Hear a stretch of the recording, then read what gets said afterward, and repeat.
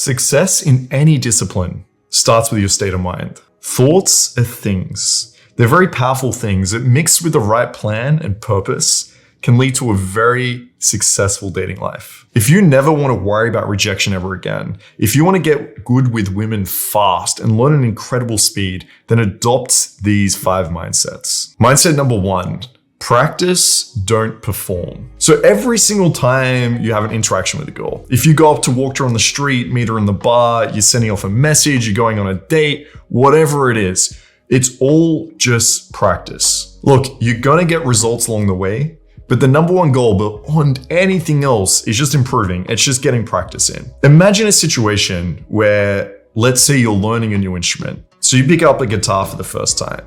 Now, the best way to learn is to sit there and practice and be okay with fucking up. And so the end of an hour session, sure, maybe you got a couple of notes right, but for the most part, you're fucking up over and over again. But at the end of that session, you feel a sense of success, of improved. You didn't play an amazing song, but you improved. And that's how the way it should look. Whereas if every time you pick up that guitar, you have to perform. You have to be in front of a huge crowd. You're always performing to people. There's always going to be pressure there. You'll always want to succeed, and you're not going to try anything new.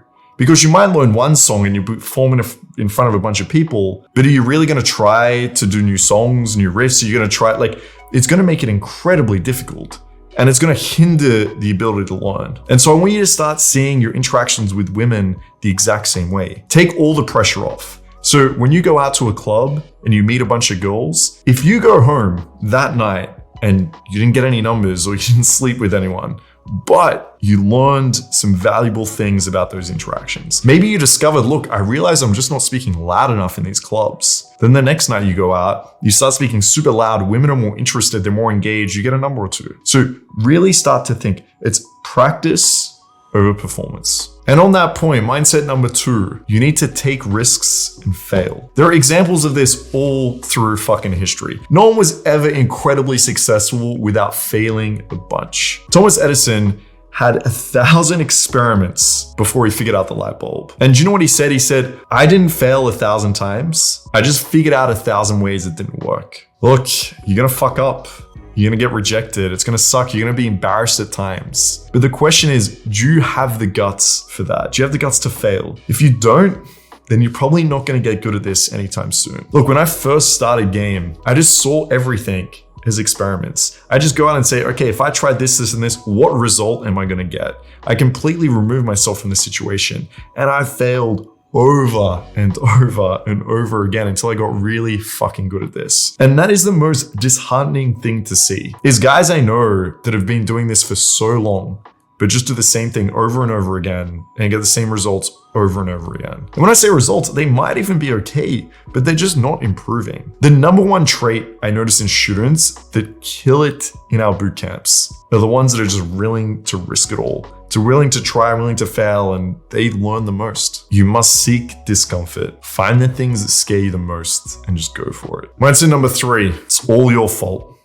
That's right, all your fault. If you're talking to a girl and her best friend drags her away, your fault. If you're talking to a girl and a guy comes in, says, this is my girl or this is my friend, drags her away, it's your fault. Fuck it. Every time a fire alarm goes off in the club and everyone has to evacuate and you lose your girl, it's fucking your fault. It's the most frustrating thing when I'm out with a student. He's like, oh my God, this girl's super cute. Goes over, and if that interaction doesn't go well, he comes back and I'm like, hey, what's up? And then I hear excuses. And by the way, this is not in just students. I see this on YouTube videos of coaches explaining interactions. They'll say, oh, she was boring. Oh, she's a bitch. You know, I wasn't into her. She's this, that. Come on, man. These girls aren't bitches.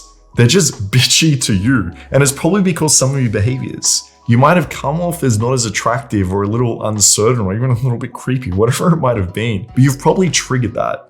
Because I'm sure this girl with another guy, or fuck, with her family on Christmas Day, is not going to be bitchy. She's actually probably going to be incredibly lovely to be around. And I see it in these red pill ideas of like, girls are super entitled, they deserve less, the dating is unfair. And look, sure, some of this is true. Girls probably are becoming more entitled. Some girls probably are just boring or bitchy. There might be like some small truth to that. But how is that helping you? How is it helping just circle jerking and complaining about this? Where the far majority of girls are probably gonna be super interesting, super amazing to hang out with if you have the right interaction with them. Instead, really focus on the things you can change. Take the power back, because there's no power in sitting there and being like, this is unfair and this sucks. Sure, it might feel good in the short term. It might feel good to tell yourself that this girl's a bitch, because guess what? Now it's got nothing to do with you. And you feel good about yourself and your ego's happy. But that's the short term, right? What about the long term? I would rather have the power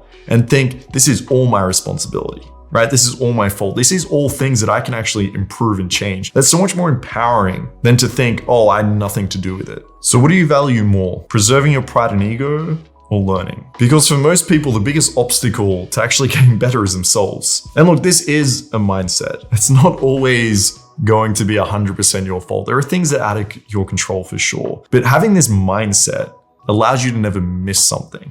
Because sure, that fire alarm went off and the girls ran outside the club, or the friend came in and grabbed her. But if you just think first, okay, what was in my control there? What could I have changed? Yeah, sure, maybe now you realize I probably should have asked who she's at the club with. Like, this girl's just standing there by herself. There's probably friends around. And those friends are gonna grab her and wanna have fun and take her away. They don't give a fuck about me, of course. Whereas if I said, yo, where are your friends? Introduce me.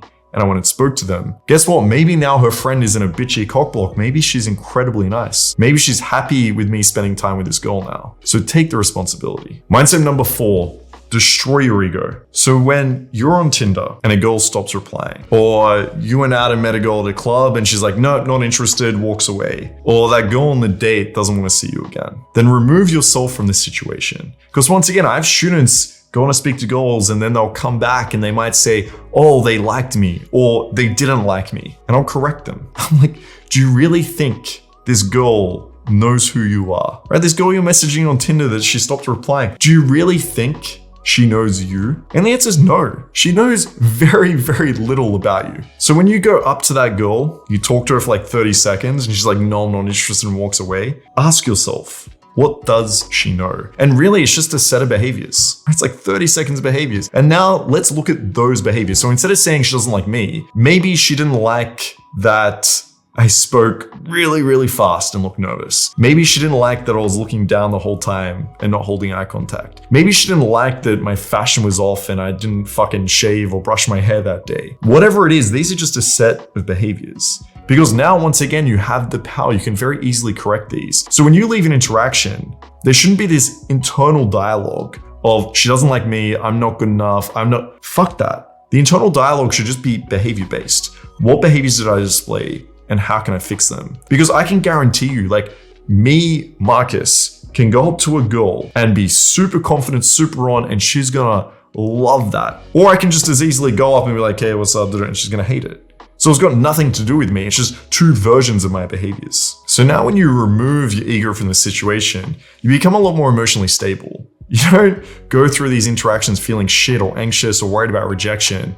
It's a lot easier to just be objective about it. Now you might ask, Marcus, how do I know what behaviors I'm meant to fix? Like maybe you go up, speak to women, or you're on Tinder and you're messaging and it's not working out, but you don't know why. Well, that's where having some feedback is going to help. Either feedback from the girl, feedback from your wings. But again, that's always limited. So if you want some expert feedback, expert advice, expert guidance, click the link below, jump in the mastermind. We'll help you out right away. The last mindset number 5, that you should adopt to make this learning and a journey so incredibly fast, you're going to be good with women in no time, is self-love. So this is kind of a counterbalance to that whole idea of everything's your fault. But you also need to have some humility, some love for yourself. And that's really going to help you acquire these skills. Because we tend to, as men, be very harsh on ourselves. And if we go and have a negative interaction, as I said, we might start this negative self-talk loop where it's like, I'm not good enough, I'm shit, I'm never going to have the girl I want, like blah, blah, whatever it is. But we would never, ever speak to one of our friends like that. Or if one of our friends spoke to us like that, we'd be so repulsive, like, what the fuck, bro? Like, there's probably going to be a punch on at that point. So why would you talk to yourself that way? So what I really want everyone to do is be aware of this. And I want your self-talk to be the same way you talk to a wing.